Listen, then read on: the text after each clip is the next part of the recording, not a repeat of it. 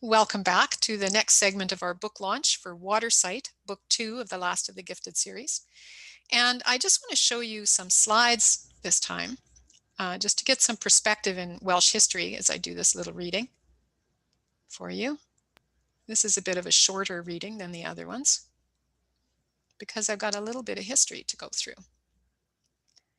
So here's the lovely book. As you can see, the book cover, quite pleased with the book cover. Ginny had very good design ideas and a good designer hired on to help us with the book design for both of these books. So I would just again like to acknowledge that we're situated on Treaty 4 territory, the ancestral lands of the Cree, Saulteaux, Dene, Dakota, Lakota, and Nakota peoples, and the traditional homeland of the Métis. And I'll also thank my sponsors once again, the Writers Union of Canada, TWUC, Canada Council, and Creative Saskatchewan, the book production and marketing grant programs. So thank you to all of those people and to Jeannie. So interesting to me that Wales is so little. I mean, you could take England, actually. England is, well, Saskatchewan, the province of Saskatchewan by itself is 5 times as large as England. So you could put 5 of England into the province of Saskatchewan, but it is 30 times as large as Wales. You could actually put 30 little Welsh boxes, little Wales boxes into the province of Saskatchewan. So it's quite a bit, quite a bit smaller than Saskatchewan. And yet there are at least 500 castles that we know about, dotted around the country of Wales. Only 13 of those castles are the huge castles that most people know about. The other castles are the castles of the Welsh princes. The 13 castles are the castles that were created just after the events in my book. So 1284 and onward, the English took over Wales and created these big hulking stone castles that were intended to intimidate the people of Wales and subjugate them in some way. So we're dealing in my book with castles that are Welsh castles primarily, because the English ones are not there yet. Okay, so the ones you'd think you know about as Welsh castles are actually not in the country at the time of the books. Now, down here at the bottom where it says Keimer Abbey and Beire Castle, that's where Cat and Rhys are climbing around on the hill there and looking through at the stream and so on. And you'll see in a moment another scene from that area. But meanwhile, her brother Hugh and the dwindling Welsh army are up around Dalbadaran Castle, to try and say it in Welsh properly. Cat and Rhys are hanging out with the remnants of their people on Cadair Idris, and that's a mountain in Merioneth, North Wales. Cat's gift of second sight, as you know in this book, may be their only hope to get the 3 relics to the new Prince of Wales, Prince David, who is up here at Dalbadaran Castle, with Hugh and the remains of what is the Welsh army that's left at this time in 1283. So Hugh's job is to use his gift to spy on the English.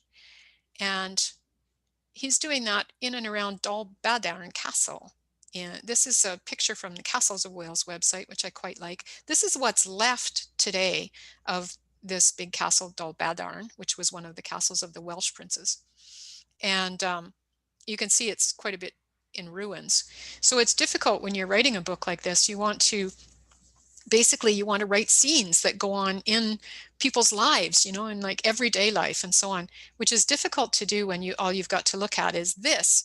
But luckily for me, there are people who do recreations of castles and events in ancient times. And this is Andrew Spratt, whom I met on Twitter, interestingly enough, and he gave me permission to show you his recreation of Dalbadaran Castle in North Wales. So as I'm showing you this, I'm going to be, I've got just a couple of slides that I'll move through as I'm doing this reading, just to kind of give it a bit more flavor so that you don't have to use your imagination quite so much. Okay. So this is from chapter 2. Hugh circled over the treetops surrounding the silent tower of Dalbadaran Castle. Catching a wind current, he rose effortlessly to the top of the mottled slate and rubble stronghold, rising some 80 feet above the eastern tip of the lake.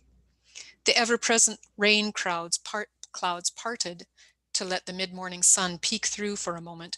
He drifted downward, barely moving the tips of his long red wing feathers. Training his sharp eyes on the castle courtyard far below, he saw the glint of sun on steel. Saison. English. Knights in armor, and with them the soldiers of King Edward's army. Flying lower, he trained his eyes on a man walking on the castle's defensive inner wall. The lone soldier paced the length of the wall and back, staring at the countryside around him. His posture was slack and his footfalls heavy. Not like one weary and at war, but more like one lost in dreams of his faraway home in England. Good. The hawk part of Hugh saw the enemy as fat and complacent and ready for plucking. The other part, the human part, recalled his father and the other Welsh warriors, waiting for word of what he could discover at Dol Badaran. Wait, he told himself. There may be more to see. He flew to the west tower, spotting 2 soldiers inside, playing at dice. Better. These men expected no trouble from the remains of the Welsh army. Hugh folded his wings and perched on the tower, staring down at the English practicing in the castle yard. He counted 6 men. A small stack of armor leaned against one wall. The castle barn stood open and empty of horses. The knights and soldiers must have left the castle. A few sorry-looking cows milled about near the barn. The animals were too large to interest the hawk. But the human part of him salivated. A cow, even as thin as these, would have been more than welcome to Prince David's handful of warriors with their wives and children, now refugees in their own land. Hugh soared off again, past the main entry, alert and watchful. He spied the portcullis, open for the return of troops that would be searching for Prince David and their company. New wood on the entryway told Hugh it had been rebuilt during the months since Dol Badaran had been taken. It held a barbican, the kind he'd seen in Shrewsbury, an elaborate maze of gates for defense.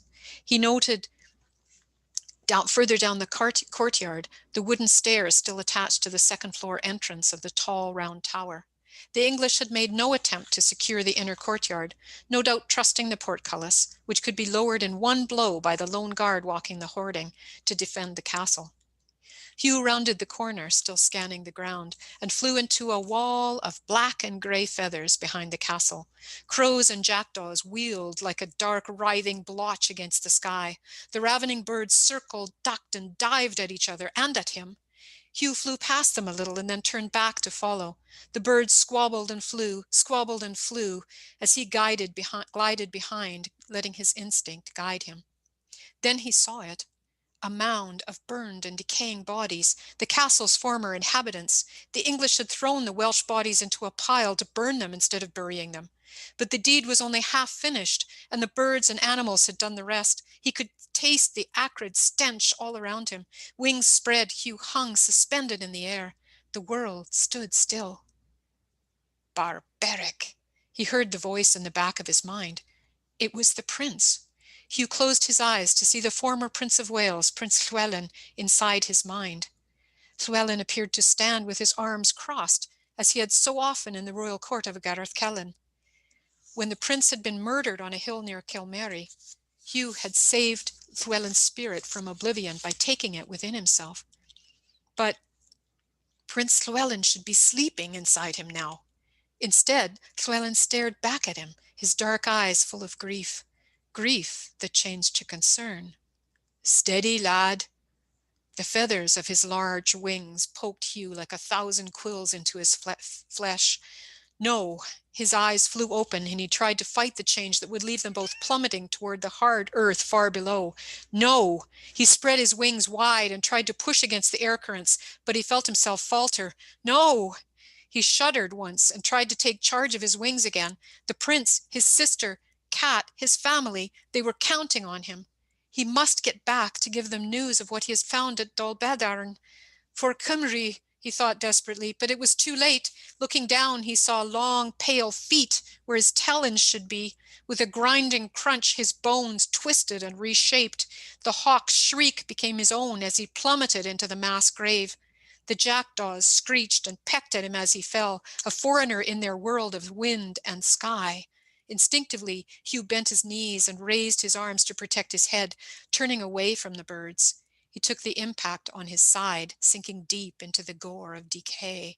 Something bumped at his back, and he turned to find a hand reaching for him, white fingers curling as if beckoning him to hell.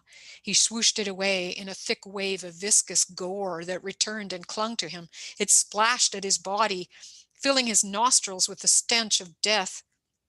The tepid pool of dead flesh and blood and bone shocked him back to earth. He gagged in the smell of burnt hair and rot, even as he tore his way through it. He thrashed and clawed at the blackened bodies that blocked his way. Everywhere he turned, there were more. He wanted to scream, but he could not find his voice.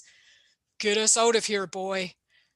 Hugh's hand felt something solid, and he clutched at it, pulling himself forward. He ripped at a pile in front of him, and it gave way in tattered clothing and bone. Finally, Hugh heaved himself out, clear of the gore, and ran from it.